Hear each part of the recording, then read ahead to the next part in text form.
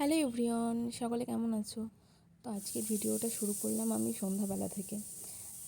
বিকেলবেলা ঘুমোচ্ছিলাম, ঘুম থেকে উঠে ভাবলাম ভিডিও একটু শ্যুট করি। অনেক দিন যেহেতু ভিডিও করা হয়নি সেই জন্য, আর শরীর খারাপের জন্য না ভিডিও সেভাবে করাও হয় না। তাই বিকেলে দেখো ঘুমিয়েছিলাম, আর আমি ঘুমোলে বেডের ঠিক এরকম অবস্থাটাই হয়, পুরো অগোছালো হয়ে যায়। আমি সব কিছু নিয়ে ঘুমাই, টেডি নিয়ে ঘুমাই, দুটো তিনটে বালিশ নিয়ে ঘুমাই, আর একবার এদিকে ওদিকে ঘুরতে থাকি। আর আমার যত গরমই পড়ুক না কেন, আমার গায়ে একটা ক্যাথা থাকবেই। অত্যাধিক গরম পড়ে গেলেও আমার গায়ে কিছু থাকবেই, নাহলে আমার তো ঘুমই আসে না। এরকমই প্রবলেম আমাকে ফেস করতে হয় তবুও। তো এই যে একটু সন্ধে সন্ধে নামবে আর কি, এখনও সন্ধ্যা হয়নি। তো ঘুম থেকে উঠে আমি দুধ আনতে চাই পাশে, ওখানে দুধ এনে আমি ঘরটা সুন্দর করে গুছিয়ে নিচ্ছি। বেড না গোছালে না মনটা ভালো থাকে না, মনে হয় যে কী একটা অগোছালো। ঘরের বেডটা গোছানো থাকলে মনে হয় একদম সুন্দর আছে, আর আমার ঘর গোছানো না থাকলে না একদম ভালো লাগে না। কিন্তু সবসময় বেড গোছানোর চেষ্টা করি।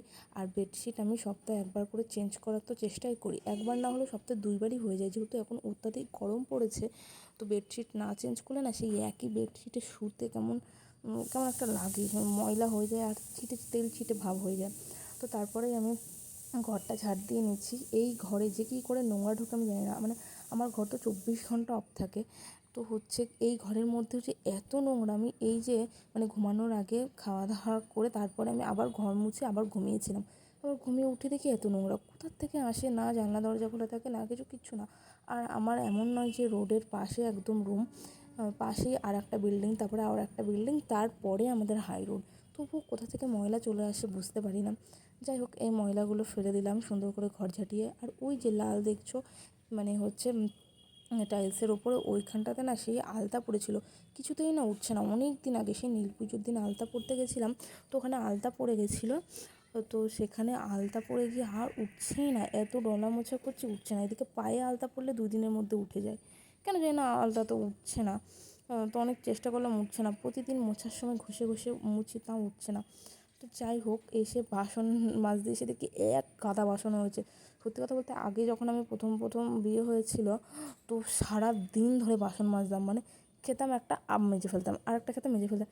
তো আমি দেখলাম আমার না খুব অসহ্য লাগতো, সবসময় হাত ভেজা থাকতো। তো আমি এখন একটা টাইম করে নিয়েছি যে দিনে ঠিক 2বার করে বাসন মাজবো। এক হচ্ছে সকালে, আর এক হচ্ছে বিকেলে।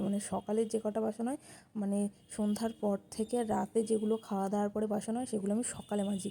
আর সকাল থেকে দুপুর থেকে খেয়ে দিয়ে যেগুলো বাসন হয় সেগুলো আমি সন্ধ্যায় মাজি। একদম সব একসাথে মেজে ফেলি, ওই একটা একটা করে সারাদিন মাজতে মাজতে না অসহ্য লাগে। আর এই যে বাসন মাজতে মাজতে না নখই বড় হয় না, আর আমার নখ খুব পাতলা, আর একটু হলেই ভেঙে যায়, একটু বেশি ভেজা হাত পড়লে ভেঙে যায়। প্রতিদিন জামা কাপড় ধুতে লাগে, ঘর মুছতে লাগে, বাসন মাজতে লাগে, সেই জন্য নখ বড়ই হচ্ছে না। কী করলে নখ বড় হবে তোমরা একটু কমেন্টে জানিও তো। তো এই যে সব থেকে বিরক্তির কাজ হচ্ছে এই প্রেশার কুকার মাজা, সত্যি কথা বলতে এইটাই। তো বিয়ের আগে যখন আমরা বাড়িতে ছিলাম তখন আমাদের প্রেশার কুকারে অতটা ভাত রান্না হতো না। তো বিয়ের পরে শ্বশুরবাড়ি এসে দেখি সবাই প্রেশার কুকারে রান্না করে। তো আমি একদিন রান্না করে দেখেছিলাম, বেশ ভালোই হচ্ছে, আর খুব একটা খারাপ না, আর খেতেও পাচ্ছি। তো আমি ফ্যান ঝরানোর ভয়ে প্রেশার কুকারেই ভাত রান্না শুরু করেছি। সত্যি কথা, ফ্যানও ঝরাতে হবে না কষ্ট করে, তারপরে হচ্ছে তোমার গরম গরম যখনই চাইবো 15 মিনিটের মধ্যে ভাত হয়ে যায়। এটাই হচ্ছে মেন উদ্দেশ্য আর কি। সেই জন্যই প্রেশার কুকারে ভাত করা সেই যে স্টার্ট করেছিলাম, তারপর থেকে প্রেশার কুকারে বেশিরভাগ ভাত রান্না করি। এই যে বললাম যে দুধ আনতে গেছিলাম, দুধটা এসে বাসন মাজতে মাজতে বসিয়ে দিয়েছিলাম, তো দুধটা হয়ে গেছে। তো আমি একটু দুধ খেয়ে নিচ্ছি, সন্ধ্যাবেলায় আমি দুধ খাই সত্যি কথা বলতে। তো দুধ খাওয়ার পরে একটু ঘরে এসে রেস্ট করলাম। তো দেখো আমার চোখ মুখের অবস্থা, আমার চোখের তলায় এত কালি পড়েছে, দেখে মনে হচ্ছে কত বছর আমি ঘুমাইনি। এদিকে বিকেলবেলা ঘুমাই, সকালে রাত্রে ঘুমাই 11টা 12:30 এরকম টাইমে, সকালে 9টা 10টায় উঠি। তবুও আমার চোখের নিচে এত কালি, এত ডার্ক সার্কেল। তো অনেক আই ক্রিম মেখে দেখলাম কিছুতেই কমছে না। তো আমি একটা ইউটিউব ভিডিও ঘাঁটতে ঘাঁটতে এই রেমেডিটা ট্রাই করলাম। কিছু কিছু হোম রেমেডি না সত্যি কাজ হয়। আমার মুখে কয়েকটা পিম্পল হয়েছিল, সেগুলো ট্রাই করে কমে গেছিলো। তাই ভাবলাম এটা আমি ট্রাই করি, তো দেখি কেমন হয়।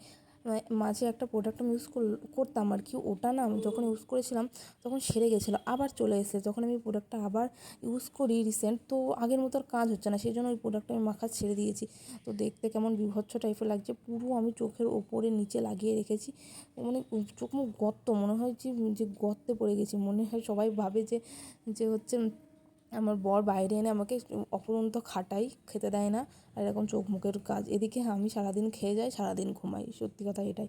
তো এই যে ওইটা করেছিলাম, ফ্রেশ করেছিলাম, তারপরে দেখলাম অনেকটাই ঠিক লাগে। তো রাতের ডিনারে বানিয়েছিলাম সেমাই আর একটা বেগুনের সবজি আর রুটি। আমার বর চলে এসেছিলো খেতে। তো ভিডিওটা কেমন লাগলো অবশ্যই জানাবে কমেন্টে।